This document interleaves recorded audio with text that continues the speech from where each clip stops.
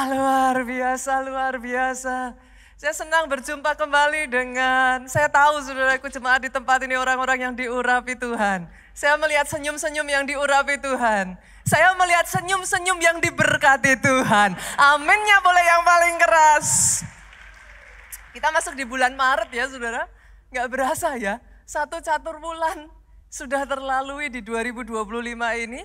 Dan kita masuk juga di satu seri firman yang baru saudara. Saya akan berbicara tentang family blessing. Kalau di bulan Februari kemarin I'm talking about financial, saya berbicara tentang keuangan. Tetapi masuk di bulan Maret ini saya akan berbicara tentang family, keluarga. Tapi hari ini saudaraku, saya akan mengambil satu topik yang masih berkaitan dengan bulan lalu. Ini topik yang sangat marak, yang sangat saya sayangkan saudaraku, menyebabkan kehancuran banyak keluarga. Itu sebabnya justru saya ingin membahas mengenai topik ini di dalam nama Yesus. Jemaat di tempat ini dihindarkan dari semuanya itu. Saya akan berbicara tentang hutang.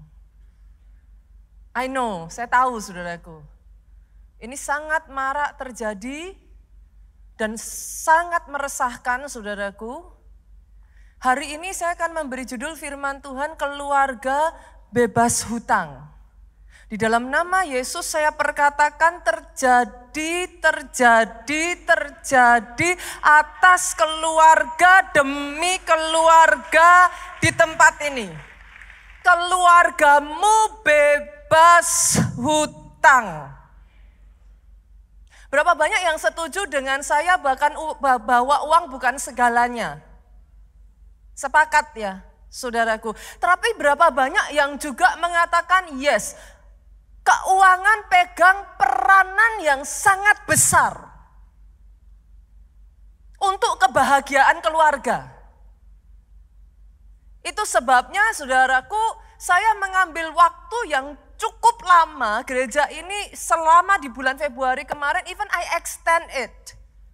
Tetapi tentunya yang di bulan Maret ini masih di dalam ranah kapasitas keuangan di dalam keluarga. Bapak Ibu. Nah, berbicara tentang bebas hutang, boleh nggak sih saya tarik saudara dulu, kita mulai ya Pak. Pro kontra dari hutang. Ada yang bilang bahwa pastor, bukannya hutang itu asal hutang, bukan hutang konsumtif. Hutang usaha itu justru bisa meningkatkan kekayaan. Oke? Dari situ kita bisa memulai usaha, dari situ kita bahkan bisa beli rumah. Oke.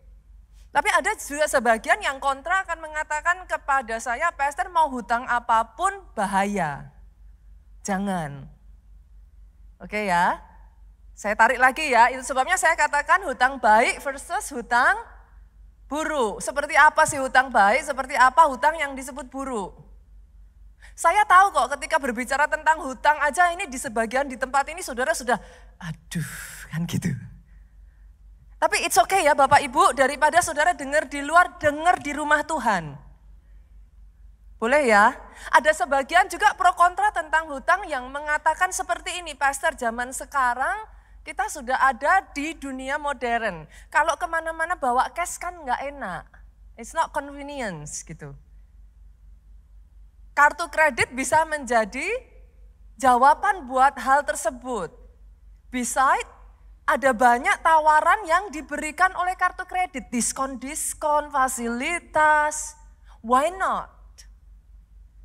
Tapi ada sebagian juga yang mengatakan, pastor, sekalipun itu kartu kredit justru kalau enggak hati-hati bisa membuat kita tergoda besar pasak daripada tiang. Enggak berasa kan, gesek, kan enggak kerasa. Even if bahkan kartu kredit dan pinjol memberikan bunga yang sangat tinggi sekali.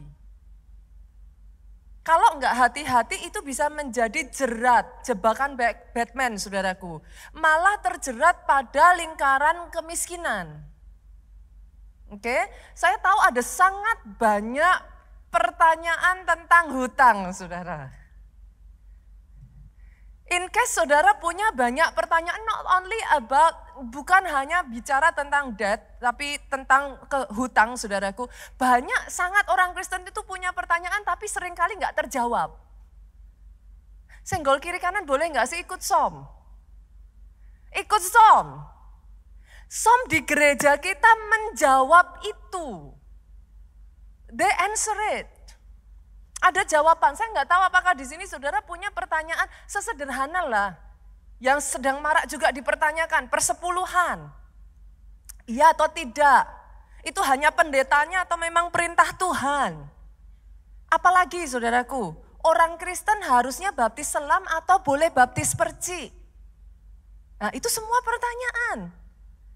Apalagi saudara, ada sebagian juga dari saudara yang mungkin mempertanyakan, boleh nggak sih orang Kristen dikremasi? Atau orang Kristen harus dikuburkan? Nah semua pertanyaan-pertanyaan itu saudaraku som menjawab. Jadi senggol kiri kanan sekali lagi, ayo ikut som. Jangan hanya saudaraku cari dari luar, ujung-ujungnya bikin tambah pusing. Saya balik lagi ya, saya tarik balik lagi ya, let's talk about hutang. Kita berbicara tentang hutang. Saya akan melandasi, boleh nggak saya omong ini dulu saudaraku, saya sampaikan ini dulu. Sangat penting bagi kita untuk saling menghargai satu dengan yang lain. Oke ya, jangan akhirnya gara-gara satu topik ini malah bertengkar.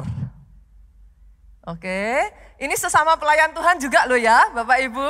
Jangan gara-gara satu topik ini kalau enggak hati-hati saling menyalahkan.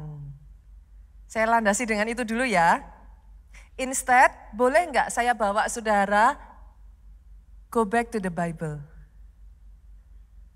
Berapa banyak dari saudara di tempat ini sebagai bagian dari keluarga Allah mempercayai bahwa Alkitab adalah satu-satunya kebenaran yang kita percayai yang dari Tuhan. Aminnya boleh paling keras di tempat ini. Kalau mempercayai Alkitab kita udah sepakat. Saya tarik balik dalam Alkitab boleh nggak? Oke, bukan Nita 101 loh ya. We go back to the Bible. Kita buka yuk. Landasan pertama tentang hutang. Roma pasalnya yang ke-13 ayatnya yang ke-8. Saya mau semua jemaat baca dengan suara yang paling keras bersama-sama. 2, 3. Janganlah kamu berhutang apa-apa kepada siapapun juga. Tetapi hendaklah kamu mengasihi. Jadi kalau saya tanya kepada saudara, ayat firman Tuhan mengatakan apa? Janganlah kamu berhutang apa-apa kepada siapapun juga. Once again, ini bukan saya yang ngomong.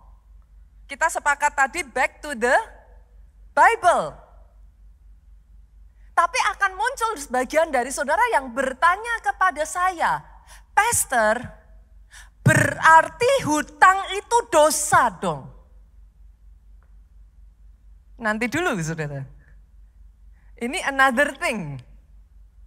Loh, kok pastor ngomong gitu? Bukankah Alkitab mengatakan janganlah kamu berhutang apa-apa kepada siapapun? Yes, betul. Tapi apakah hutang itu dosa? Nah, ini tiba-tiba semuanya diem nih sudah. Senggol kiri kanan katakan jangan tegang-tegang saudaraku. Saya akan mengatakan ini saudara. Jawaban saya, bukan. Ini saya tahu beberapa mata sudah gini. Pastor tadi bilang kalau firman Tuhan ngomong janganlah kamu berhutang apa-apa kepada siapapun. Yes. Tapi apakah hutang itu dosa? Saya tarik yuk, saya ajak lagi ya. Firman itu enggak boleh hanya dibaca satu sisi, saudaraku. Yuk kita lihat Ulangan 28 ayat yang ke-12. Tuhan akan membuka bagimu perbendaharaannya yang melimpah, yakni langit untuk memberi hujan bagi tanahmu pada masanya dan memberkati segala pekerjaanmu. Sehingga engkau memberi pinjaman kepada banyak bangsa, tetapi engkau sendiri tidak meminta pinjaman. Oke, perhatikan ke depan nih, saudaraku.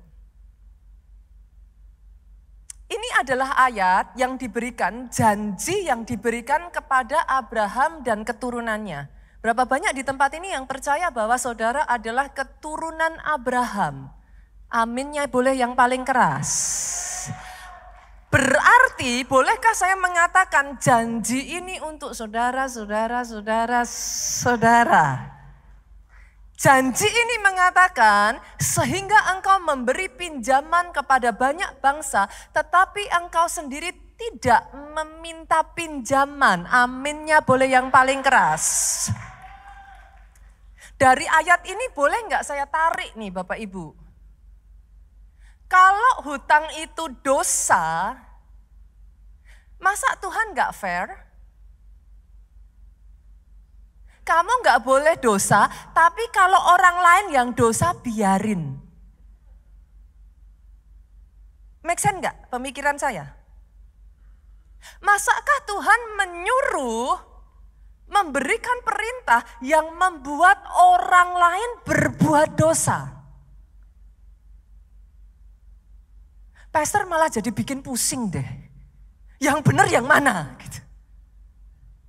Oke. Saya tarik ya Bapak Ibu ya.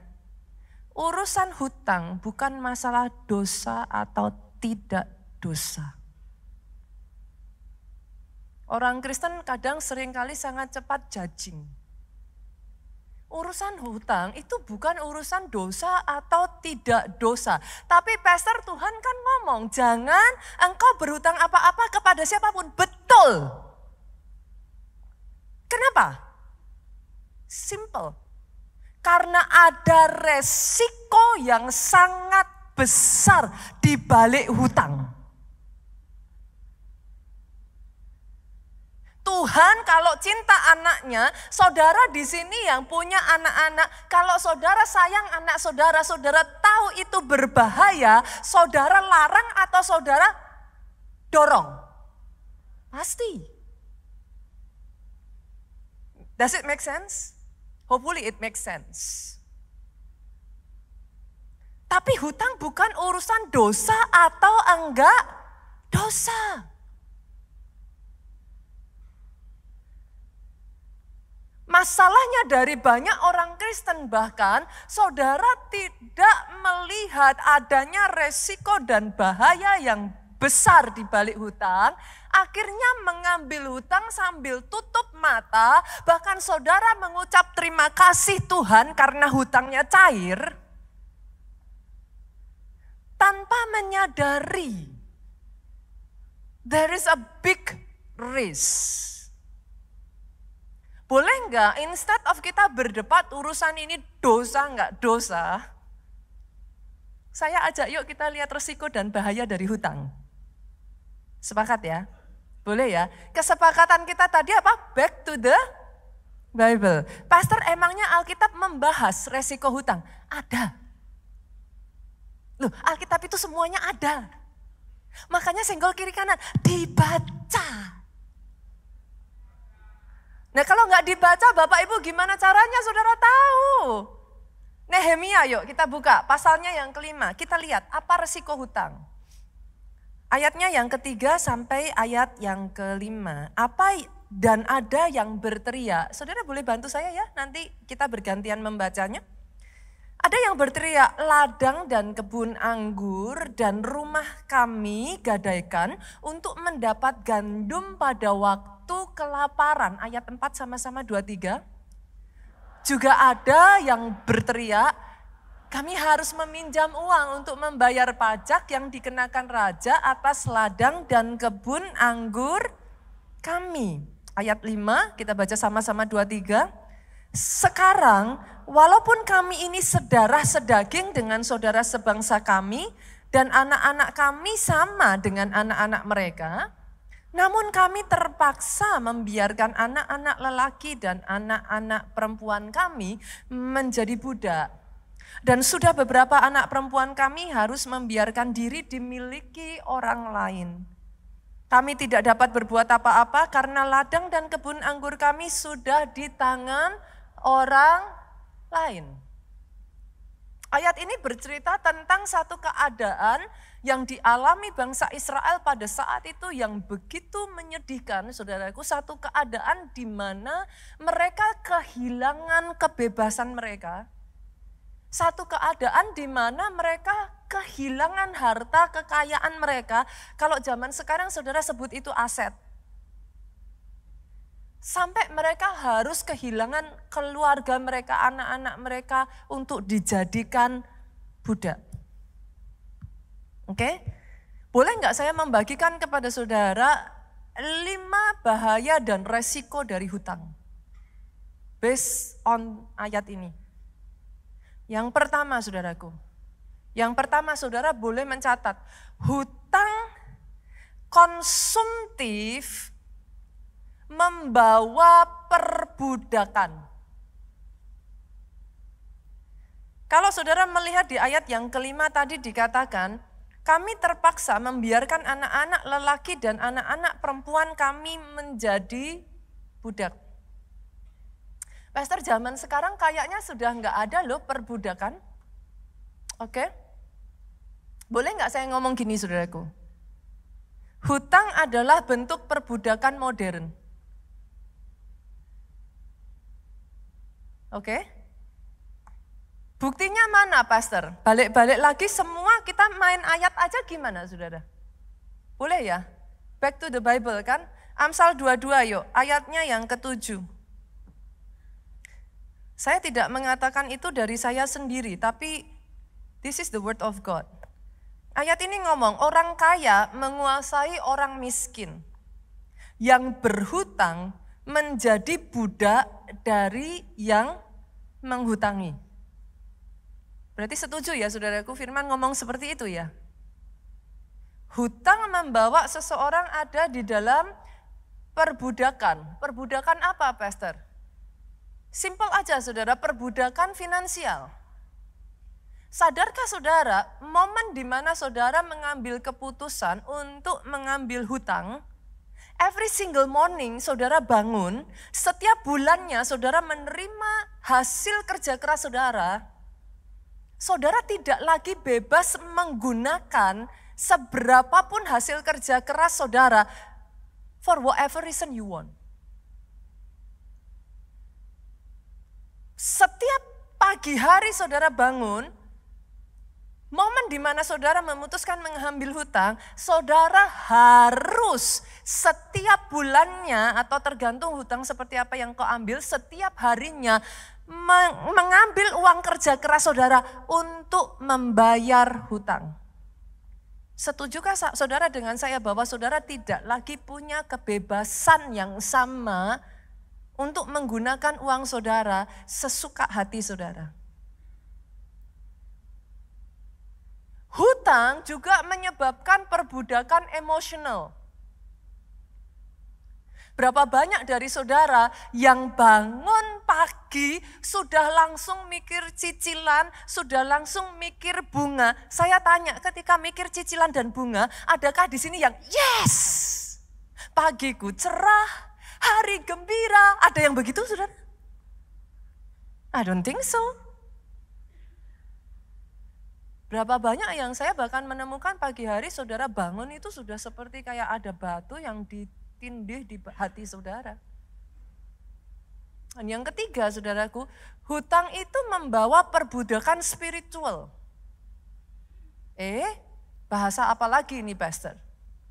Engkau yang tadinya bebas untuk melayani, engkau yang tadinya bebas untuk melakukan apapun untuk Tuhan, gara-gara hutang hutang.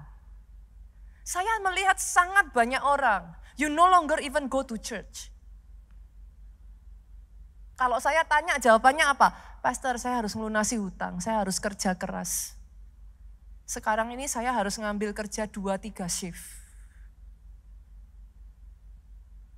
You no longer have the freedom.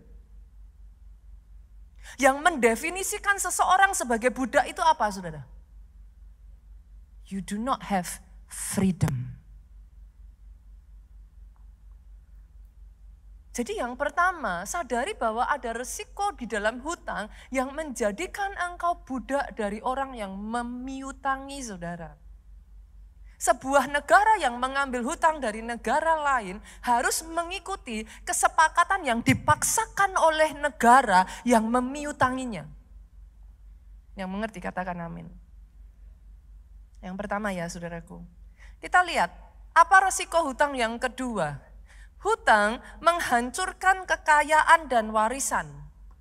Ayat yang ketiga dari Nehemia pasal yang kelima tadi mengatakan, ada yang berteriak, ladang dan kebun anggur dan rumah kami gadaikan untuk mendapat gandum pada waktu kelaparan. Ladang, kebun anggur, rumah. Kalau saudara bekerja dari nol, saya tanya saudara, untuk sampai bisa beli ladang, untuk sampai bisa beli kebun anggur. Ladang, kebun anggur kalau zaman sekarang apa? Sebagian di sini ruko, untuk usaha, buka toko. Kebun anggur saudaraku, rumah. Saya tanya, kalau engkau bekerja dari nol, sampai kau dapat ladangmu, kebun anggurmu, rumahmu, itu harus kerja keras enggak saudara? Yes. Masuk akal enggak kalau saya bilang itu hasil kerja tahunan, belasan tahun, bahkan puluhan tahun? Sepakat ya saudara? Hasil pekerjaan yang harusnya bisa saudara wariskan kepada anak cucu. The moment saudara ambil hutang, yang dijaminkan apa? Dan kalau saudara tidak bisa membayarnya, artinya bukan hanya saudara tidak memiliki lagi aset untuk diwariskan kepada keturunan saudara, artinya saudara strip, saudara menghapuskan, saudara membuat keturunan saudara kehilangan apa yang seharusnya mereka bisa dapatkan dari saudara. Tapi Pak, bukan hanya itu loh Pak. Saudara kehilangan hasil usaha tahunan, belasan tahun, puluhan tahun.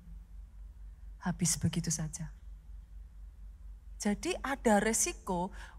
Pastor, what do you want to say? This is what I want to say. Sadari bahwa ada resiko itu.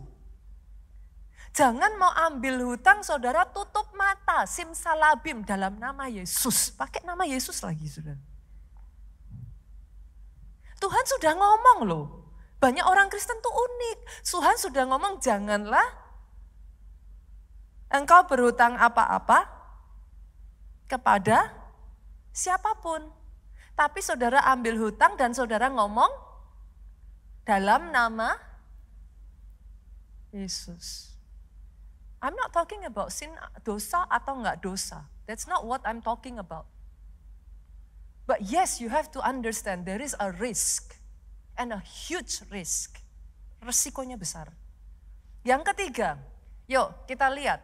Hari ini saya kepingin saudara ngerti dulu, ada resiko di situ. Hutang membawa tekanan dan kehilangan damai sejahtera. Tadi saya sudah katakan saudaraku. Berapa banyak orang yang sampai akhirnya dari yang tadinya baik-baik saja jadi insomnia, gak bisa tidur, gak ada nafsu makan, hidup segan mati tak mau. Berapa banyak yang bahkan, Pak maafkan saya saudaraku, satu kali ketika saya ada di Jogja saudaraku, saya menangani sebuah kasus yang membuat saya sangat bersedih. Bapak ini ditemukan gantung diri di rumahnya saudaraku.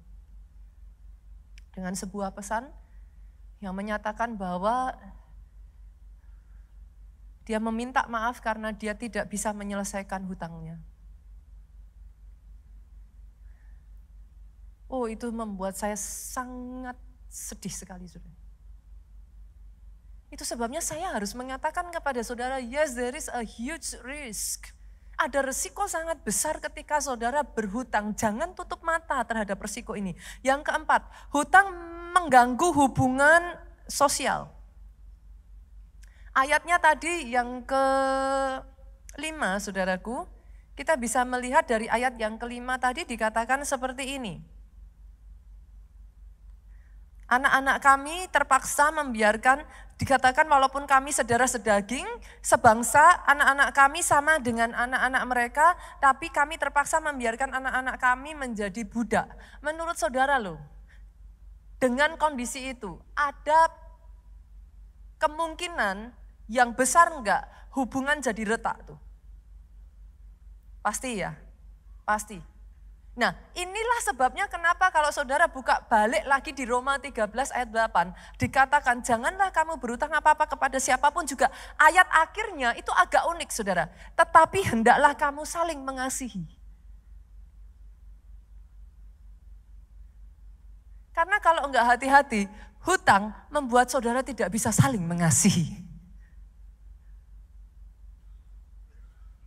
Berapa banyak saya mendengar jemaat yang gak mau ke gereja lagi, saya tanya kenapa? Apakah ada masalah dengan leadership? Apakah ada masalah? Apakah kami melakukan kesalahan? Jawabannya apa saudaraku? Pastor gak tahu kan? Itu yang berdiri di depan tuh, senyum-senyum ngasih salam itu. Itu hutang gak dibayar.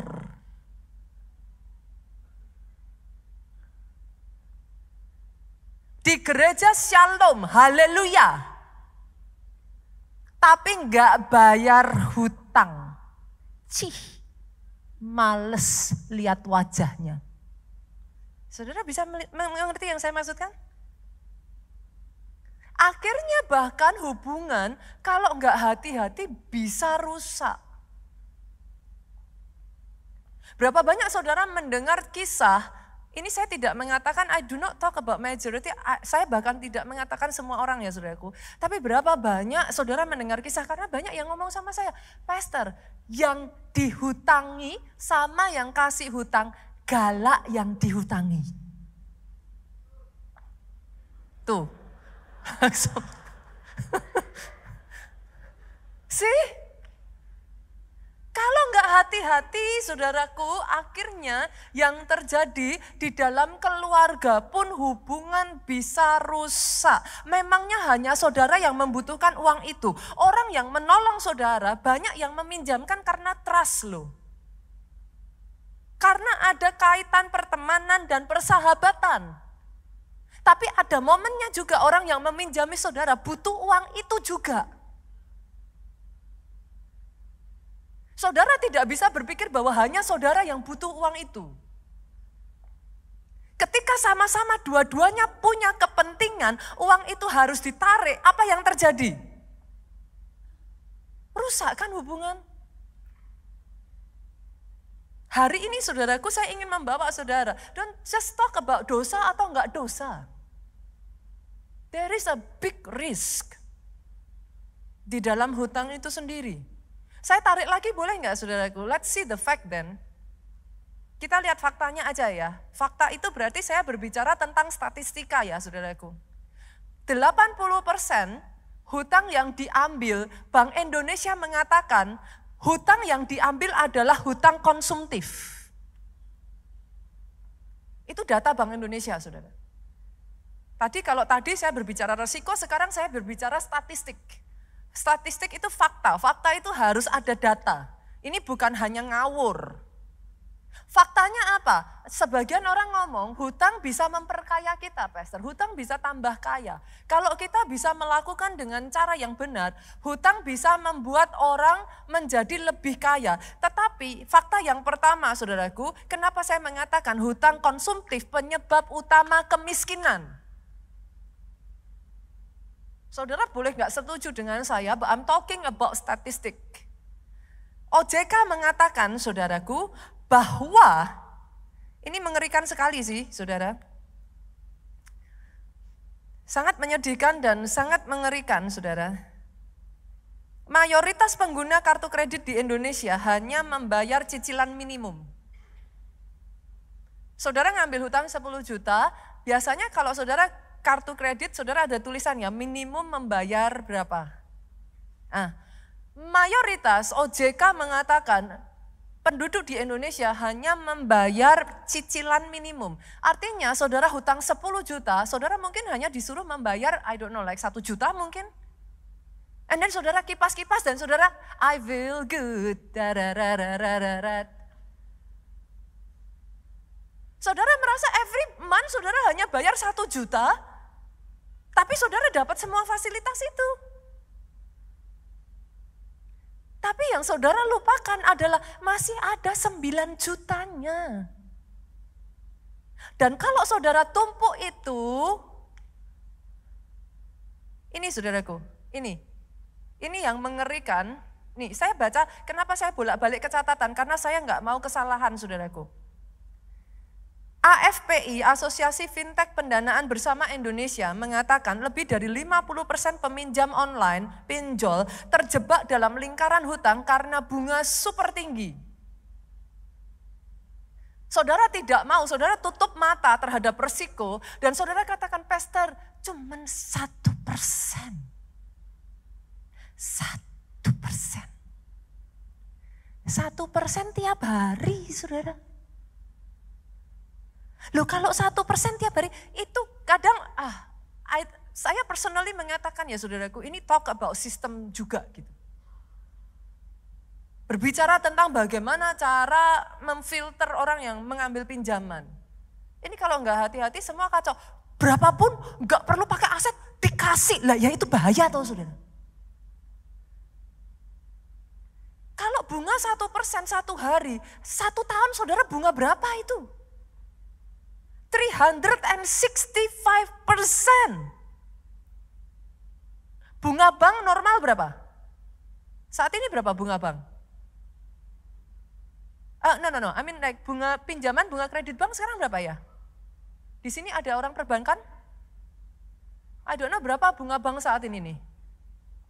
Kalau bunga deposit sekitar 7%, berapa? 11? 12%? Oke. 12% saudaraku itu bunga bank. Ini 365%, kapan saudara bisa bayar? Enggak masuk akal saudaraku. Dan semua yang saya katakan ini fakta loh ya. Saya enggak ngambil dari firman loh ya yang ini. Kalau tadi saya ngambil dari firman, sekarang saya munculkan kepada saudara fakta atas dasar data dan statistika. Masuk lagi ya saudaraku, fakta tentang hutang. Hutang membuat kaya atau hutang membuat miskin? Nih, saya masukkan saudaraku. Tadi saya sudah sampaikan 80% hutang yang diambil adalah hutang konsumtif. Jadi saudara bisa mengatakan kepada saya, itu membuat kaya atau membuat miskin? Karena hutang konsumtif artinya apa yang saudara beli itu nilainya akan turun. Apa itu hutang konsumtif? Hutang untuk beli whatever that is, kesenangan saudara, yang nilainya tidak akan bertambah. Dikatakan bahkan saudaraku 50% dari peminjam KPR mengalami kesulitan finansial dalam 5 tahun pertama karena cicilan melebihi kemampuan penghasilan mereka. Rata-rata orang itu akan markup penghasilan mereka sehingga itu memakan 30-50% pendapatan bulanan. Ada alasan kenapa bank memberikan batasan saudaraku. Ada alasan kenapa bank maunya cicilan saudara itu nggak boleh lebih dari 20%. Dengan satu tujuan supaya memang saudara benar-benar bisa menyelesaikan hutang itu dengan baik. Tapi ada banyak orang penghasilannya di markup sehingga cicilan yang harus dia bayar itu mencapai 30 bahkan sampai 50% penghasilan. Habis itu saudara. 5 tahun pertama ada sangat banyak orang mengalami kesulitan. Saya go lagi ya, next ya. Saya tahu saudara, ada sebagian dari saudara yang mungkin berkata, Pastor, bukankah hutang bisa dipakai untuk menghasilkan pendapatan lebih besar? I'm familiar with it. Ada sebagian orang, saudaraku, berinvestasi pada properti, saudara beli aset. Dengan hutang, saudaraku, ROI mereka hutang biasanya bunganya lebih besar. Yang dibayar itu lebih besar dari bunga. Sehingga saudara bisa menghasilkan keuntungan dari situ. I'm well aware, saya familiar dengan itu, saudara. Dengan satu catatan, kalau semuanya sesuai rencana saudara. You never know akan ada pandemi COVID, you never know akan ada krisis, economical crisis, you never know this and that might happen. Saudara nggak tahu yang namanya kadangkala terjadi sakitlah, inilah, apalah, di mana yang harusnya itu saudara bisa pakai sesuai dengan perencanaan, things go south.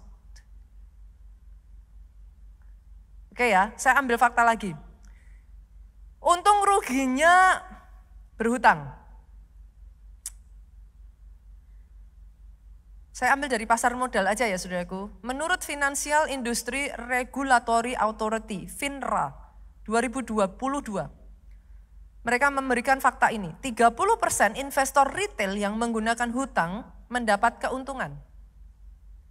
Artinya 70% lainnya mengalami kerugian. Pastor, what's your point? This is my point. Hutang bukan urusan dosa atau enggak dosa. Poin saya pertama.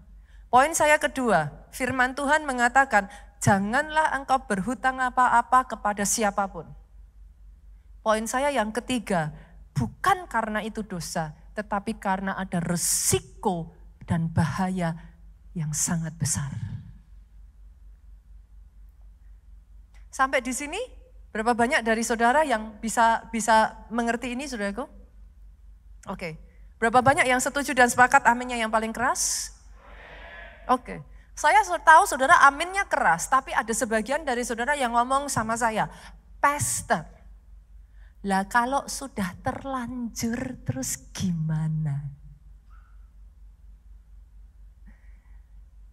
Saya menyatakan semua yang saya sebutkan tadi adalah kalau saudara belum mengambil hutang, pikir,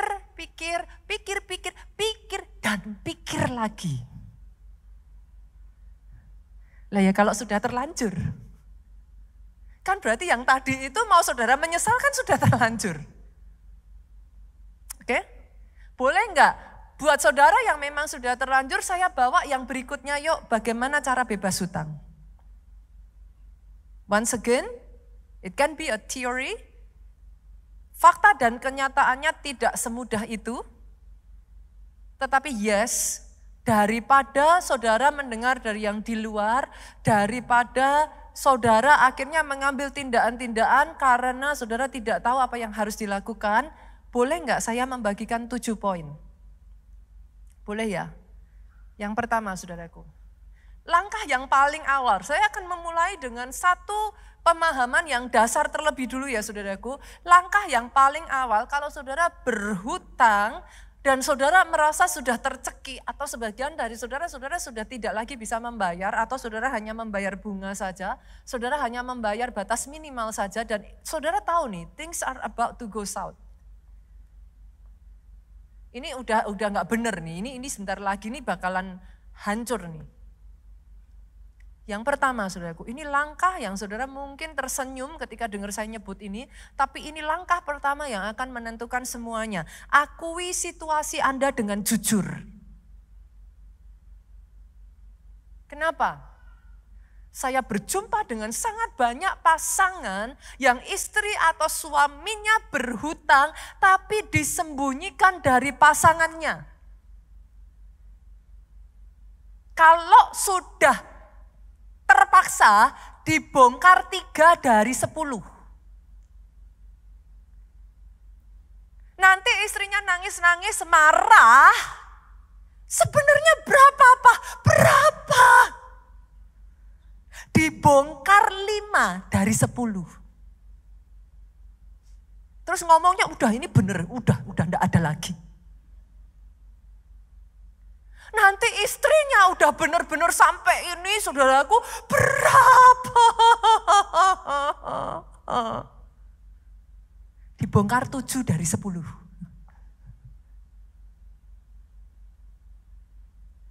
That is a huge mistake. Itu sebabnya kenapa saya mengatakan langkah pertama ini sangat menentukan. Akui.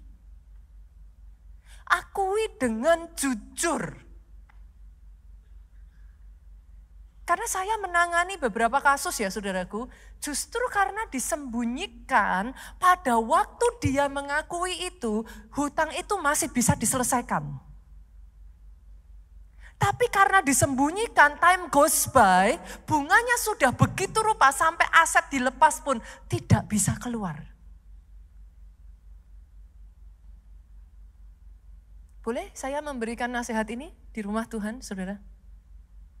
Akui dengan jujur.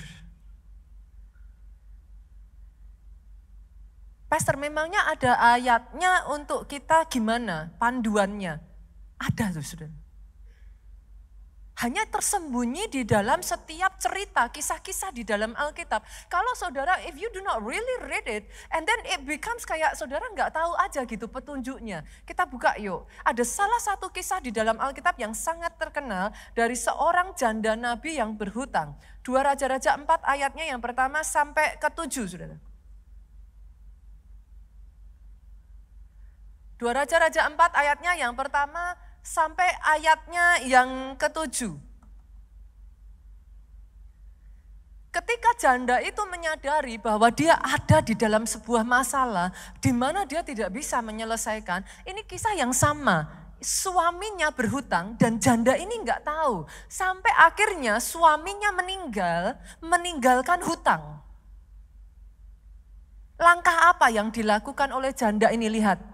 Jawab Elisa kepadanya, apakah yang dapat kuperbuat bagimu? Beritahukanlah kepadaku apa-apa yang kau punya di rumah. Langkah yang pertama yang diambil janda ini adalah jangan lari. Dalam nama Yesus anak Tuhan, kalau kau berhutang, bayar hutangmu. Maafkan saya saudara. Sebagai hamba Tuhan saya mengajarkan sebuah kebenaran. Itu sebabnya jangan lari. Berlarilah kepada Tuhan. Yang pertama datang di hadapan Tuhan, minta ampun. Karena saudara nggak bisa tutup mata loh. Hari ini buat saudara yang datang di tempat ini, saudara nggak bisa tutup mata. Saudara nggak bisa bilang sama saya, ups saya nggak tahu pastor. Ups saya nggak baca ayatnya. Nggak bisa, tadi sudah saya sampaikan saudaraku, Roma 13 ayat 8. Janganlah engkau berhutang apa-apa kepada siapapun. Jadi kalau itu yang terjadi, datang sama Tuhan, minta ampun di hadapan Tuhan, akui, dan setelah itu Elisa memberikan petunjuk apa yang ada padamu. List. Catat satu demi satu saudaraku, itu sebabnya butuh kejujuran. Bapak Ibu butuh kejujuran. List hutangnya apa saja. List hutang jumlahnya berapa.